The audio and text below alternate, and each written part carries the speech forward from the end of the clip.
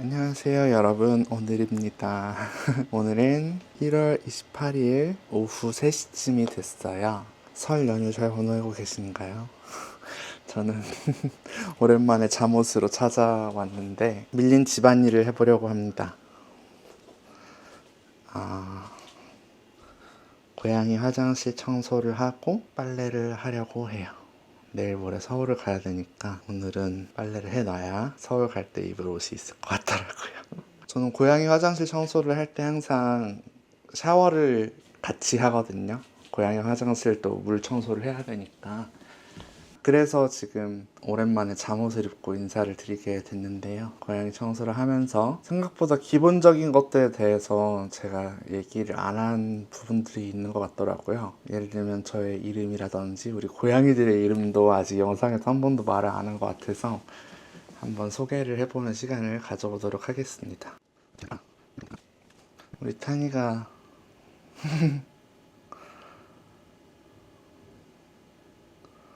서 있는데, 자, 안녕하세요. 여기 인사해주세요. 네, 우리 타니입니다. 저랑 가장 먼저 같이 살기 시작했던 고양이고, 앵글의 다양성이 조금 확보가 되는 기분인가? 네. 청소한다고 하니까 갑자기 귀엽네.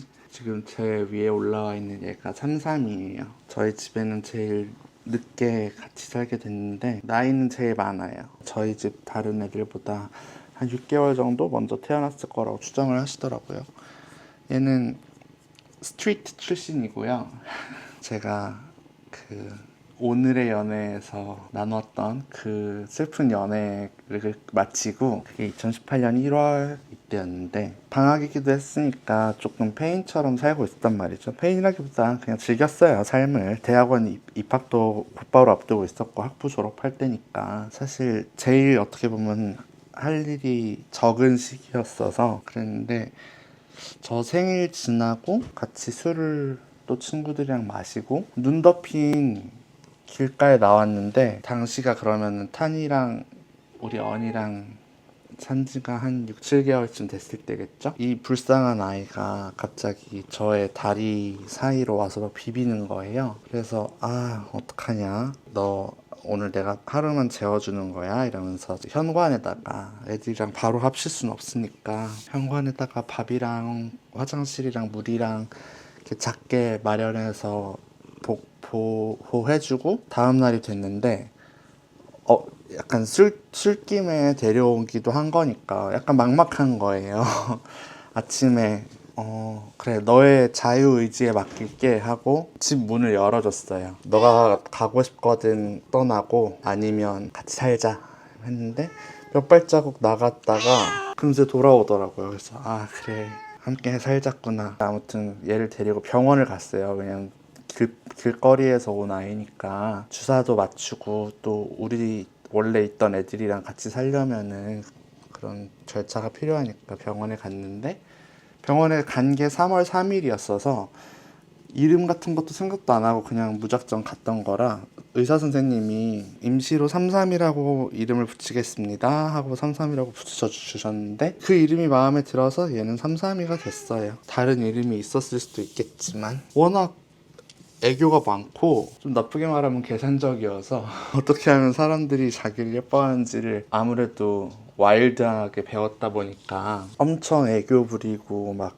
비비고 사랑을 요구하고 집에 와서 지금 같이 산 지도 7년이 넘었는데 탄이랑 언이 다른 고양이들을 제가 예뻐해주고 있으면 그렇게 질투를 해요.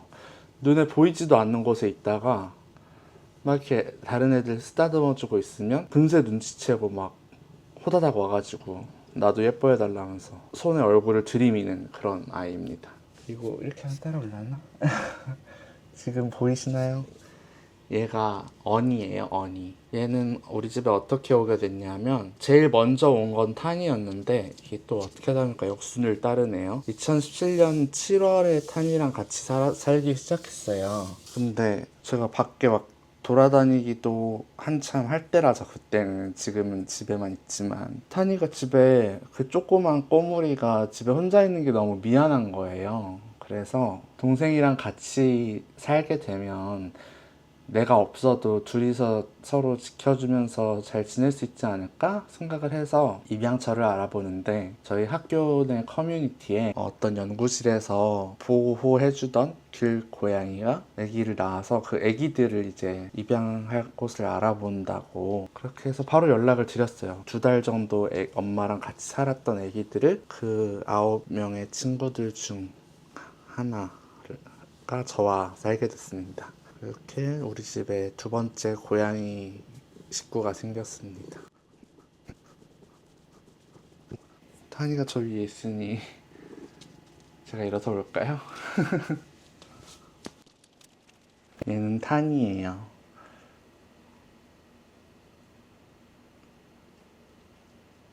저랑 가장 먼저 같이 살게 된 고양이인데,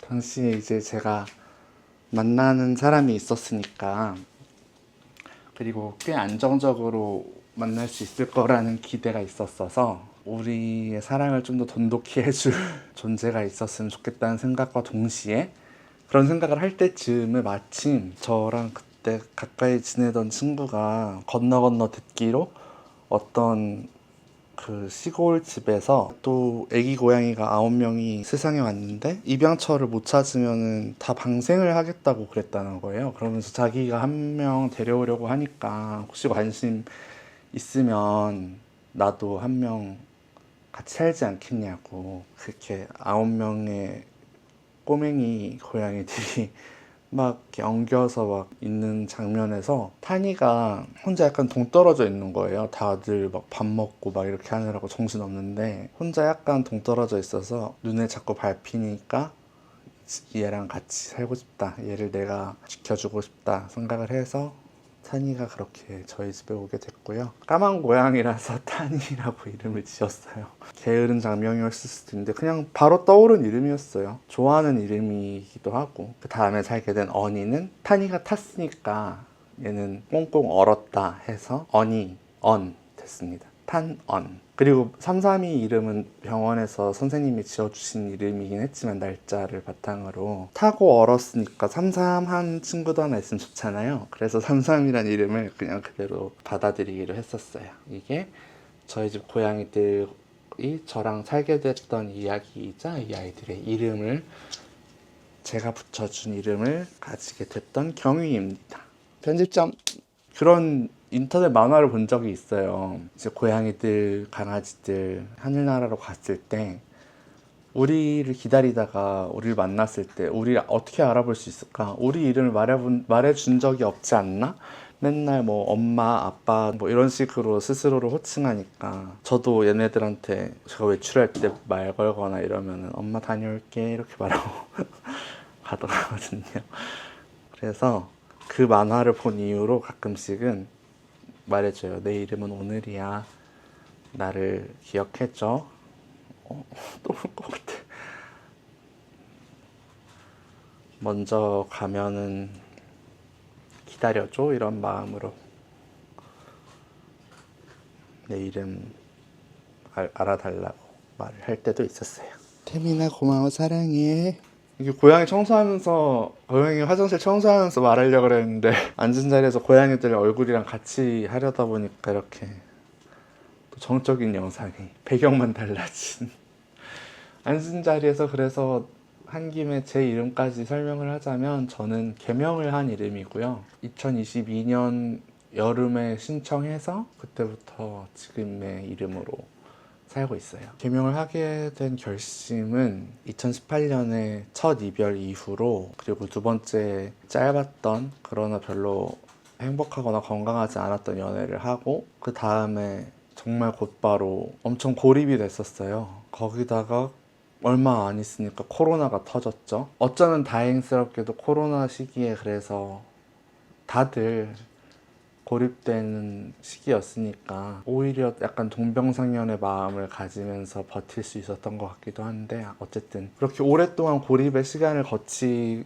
있고 우울과 불안에 시달리면서 살다가 언제 죽어도 이상하지 않을 시간이었어요. 부모 모임 무지개 식탁 영상에 보면은 제가 엄마한테 나를 죽음으로 협박하지 마 이렇게 말한 장면이 나오는데, 엄마가 막 죽을 것 같다고 말을 하는 게 알았어 근데 어쩌라고, 왜냐면 나도 죽으려면 당장이라도 죽을 수 있을 것 같으니까 누가 먼저 죽는 게 지금 우리한테는 그렇게 큰 문제가 아니야 이런 마음이었거든요. 그 당시에는 전 조금 심하게 기승전 죽음의 상태였어요. 그때의 엿보가 쌓여서 지금까지도 빚을 갖고 있지만 그렇게 미래에 대한 계획도 희망도 뭐 꿈이랄 것도 없이 지내던 세월이 몇 년쯤 쌓였을 때, 그럼에도 병원에서는 선생님이 자꾸 살아야 된다고 하고 제 주변에 있는 사람들도 살아야 된다고 하고, 근데 도저히 살 이유가 없었으니까 그럼 만약에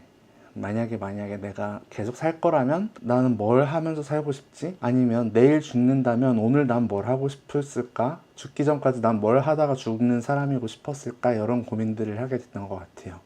근데 그 즈음에 정말 우연히도 한 혐오 세력 분의 강연을 들을 기회가 있었거든요. 근데 그분의 뭐 간증 이런 말 중에 하나님한테 기도를 했대요. 죽기 전까지 자기가 하는 그 반동성의 차별금지법 제정 반대 운동을 하다가 죽게 해달라고 하나님한테 기도를 했다는 거예요. 저런 사람도 저런 사명감을 가지고 심지어 자기가 섬기는 신한테까지 그렇게 기도를 하는데 내가 저 사람보다는 하루라도 더 오래 살아야겠다 이런 생각이 들더라고요. 그래, 그럼 나도 죽기 전까지 나 같은 사람들이 좀 더 편한 세상에서, 당장은 아니더라도 앞으로라도 편한 세상에서 살다가 갈 수 있는 환경을 만들어야겠다. 그러려면 뭐가 필요하지? 그래, 대학원에 가서 공부를 좀 더 하자. 난 공부가 부족한 것 같으니까. 그래서 이제 과학기술정책대학원에 지원을 했던 거죠. 정말 원대한 뜻이죠. 사실 살기 좋은 세상을 만든다. 근데 살기 안 좋은 이유들이 너무 많으니까 이제 연구자로서 그 많은 이유들 중 하나를 좀 더 깊게 들여다보고 그거에 대한 해결책을 제시하고 이런 연습을 할 수 있었던 것 같아요. 결과적으로 석사 과정에 그렇게 도움이 됐고, 그렇게 인생의 새로운 방향을 설정하게 되면서 좀 더 주체적으로 살아야겠다 이런 마음을 가지게 된 것 같아요. 죽음에 끌려다녔다면 어쨌든 한동안은 내가 그거를 끌고 다녀야 되는 거잖아요. 반대로.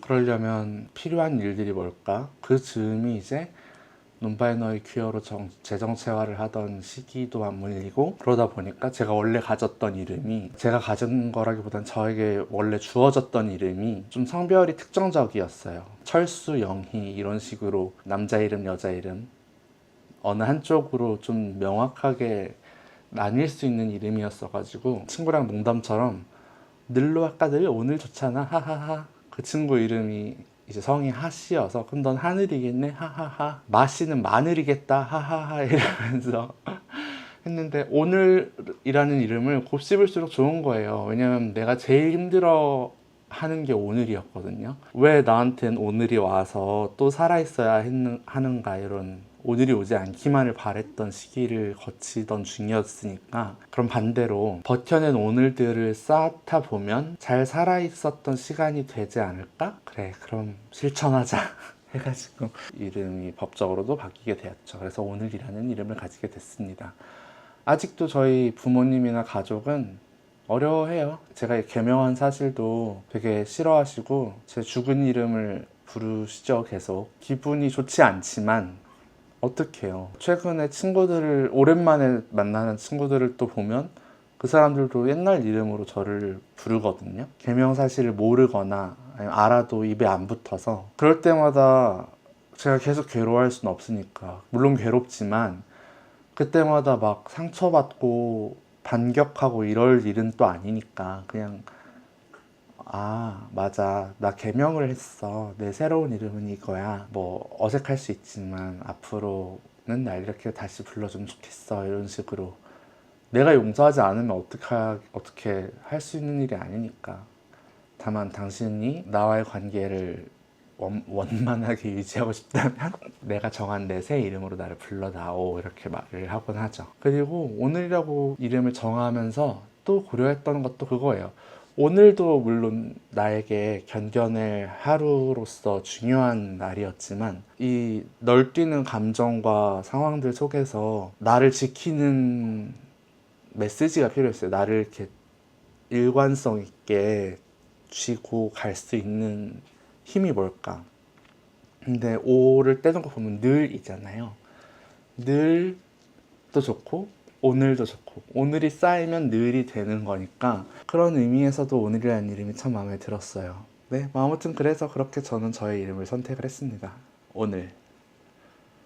여러분의 오늘은 안녕하신가요? 아, 일단 화장실 청소를 하고 샤워를 하고 다시 돌아와야겠어요. 그럼 다녀오겠습니다. 안녕.